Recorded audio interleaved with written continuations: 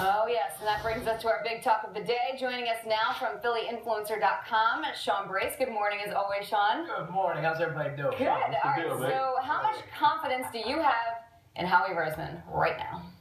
Well, I mean, he's doing a nice job so far with his guys. Mm-hmm. Can you do this job? Yeah, I could break out the checkbook. Ruben Morrow-esque. Especially if it's not your own. No, yeah, it's really easy. Which is to your point I was going to say about Sanchez. Sanchez is not Howie Roseman's guy. So I don't know how it's going to play out. I thought that Sam Bradford was going to come back after Doug Peterson's comments yesterday with Derek Gunn. That just led me to believe. I just started feeling a whole different way at that point in time. And I started going to the name that's been brought up a number of times, Chase Daniels. You know, this is the guy that everyone seems to be pointing at. And this is maybe Doug Peterson's young guy who he referenced yesterday. So we'll see. But to your point about Howie Roseman, no, I don't have confidence. And if I've ever wanted to use the word swag, could Howie just one time develop a little bit of just something? Just give me a little some confidence. That's not what he's done. Yeah, but he's in a power position. Yes. Man, yes, he is, and he's getting paid well. Man up. You know what? If you made a mistake in those drafts, step up to that podium and say, that's on me. I made a mistake. I mean, he did do that. He talked about the guys He was that were... quivering and up against the wall. He was scared to death at that point. Just own it at this point. Well, I've heard like this. They have 1 month. I think free agency opens up in what, March 2nd, March 1st, around that time. During this time period, this is the time in which they have carte blanche to Sam Bradford. Mm-hmm. This is the time when only they can talk to Sam Bradford. Nobody else can. Yeah. He's not a free agent yet. He's still under their, quote unquote, contractual obligation. So for 1 month, can they get it done? Do you feel as though they can get it done? If they get it done, can they bring any other free agents? How are they going to sign Kyle? Yeah. Those are all things that's got to be going through there's the people mind. to cut. There's people to cut. Mm-hmm. I'm not as worried about that part of it as some other people are. I am concerned though. Like I said, I'm just open to the idea that hey, the Eagles aren't going to be very good next year. And if the quarterback situation is unresolved when we get to free agency, that is where we're going to be. There's no denying that. Yeah. Now, my favorite thing right now is listening to the fan base going, look, I'm all right with playing Sanchez this year, winning 3 or 4 games, and then going to get the show. No, that's not the case. This fan base is already itching, already feeling, look, was the coaching search real? And now you get I feel duped after exactly. Kelly thing. And then now, with this whole player personnel, we're going to get the head of player personnel. Oh, and now I understand why they're not, but now Eagles fans are starting to feel duped. What do you think they should do with the quarterback spot, and how do you feel about the quarterbacks in the draft? Such a good question. I'm a Goff guy. I like Jared Goff out of Cal, but I don't think he's going to be there. I'm about to say, are you trading up to get him? Is that out of the realm of possibility? If he starts dropping just a couple, I don't think so. And all he is dropping right now. Exactly. What did we hear a couple days ago? Joe Banner talking about 2011. Kevin Cobb was going to fetch the number 5 overall pick from the Arizona Cardinals. It's crazy in retrospect, but at the time, I still can't even go there with it. But you don't know what else is going to be thrown in that deal. To the point that maybe they can get up there and get Goff, but. Carson Wentz had a decent Senior Bowl. Mm-hmm. You hear things about the intangibles that he brings to the table, and it seemed real. I don't know much about the guy. I didn't watch a lot of North Dakota State or where the heck he was playing at. So we're learning as we go with him. Let's be real about that. And Lynch from Memphis, who knows? He's sliding right. I saw him play one game in person. Yeah. I was not impressed. Well, I mean, I was impressed one game in which I saw, and when they beat Ole Miss. Ole Miss. Yeah. Beat them pretty good, and we're talking about a defense, one of the premier defenses in the SEC. Did you see what he did against Temple? Did you see what he did in the last bowl game? Right. Got smashed. So his stock has dropped, but he had all the intangibles. He's 6'7", 240 pounds. You know what I love about intangibles? What's that? They're intangible. Yeah. So it's one of those.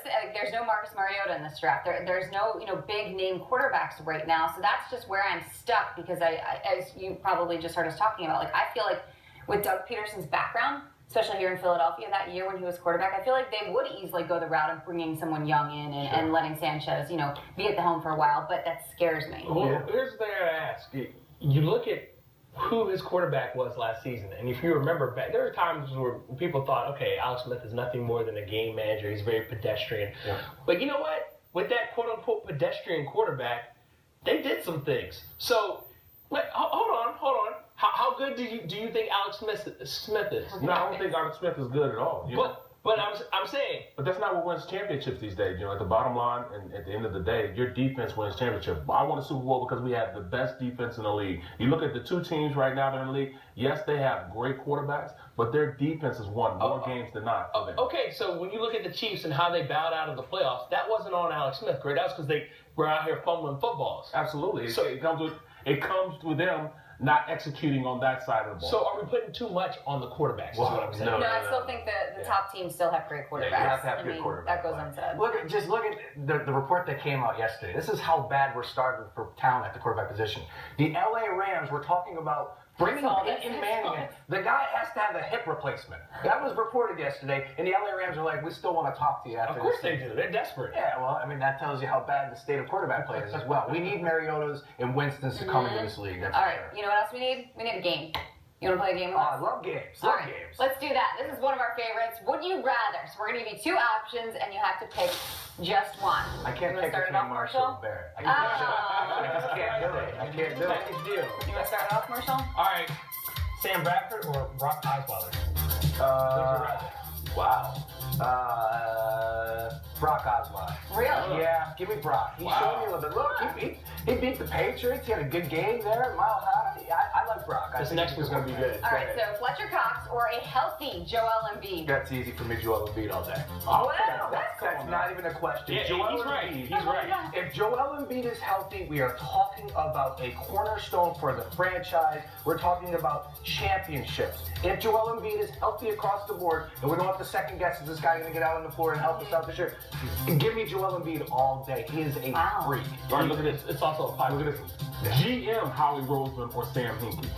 GM Sam Hinkie. He's got a little bit of a raw deal, right? I think he is. We were all Tell me why you were on there. I just think we were all hinkied up, and then all of a sudden, like, that dream was over. I was not hinkied up at the point in which he's like, oh, it's Smith, let's just let him ride. I was hinkied up until this year, and I went to the season opener, and I vowed I will not. Hey, 76ers, I know Scott O'Neal, I love you to death. You won't get another dollar out of my pocket this year. I was embarrassed by that home opener this year against the Jazz where we got blown out. Look at happened last night. Yeah, I was all hinkied up until this year.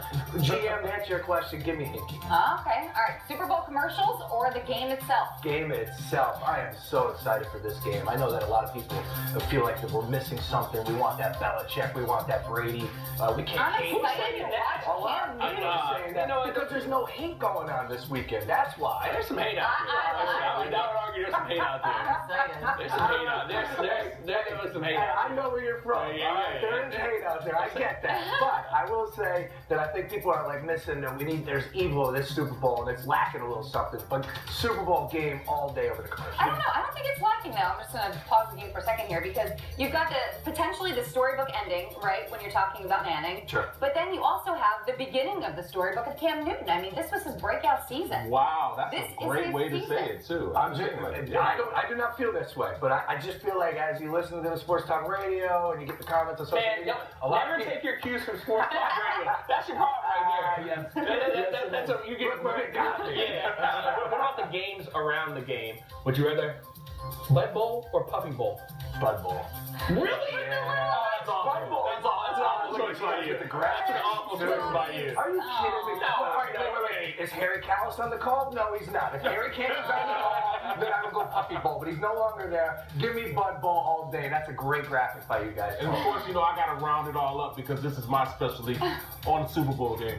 Wings or pizza at the Super Bowl? All day long, you gotta give them to me crispy. Yeah, The wings. You gotta give me a little spicy sauce on that. Yeah, give me wings all day. pizza and never all day. ranch, it's blue cheese. Well, see, like my cohort here, she can't stand the wings, and she'll eat pizza all day. All day.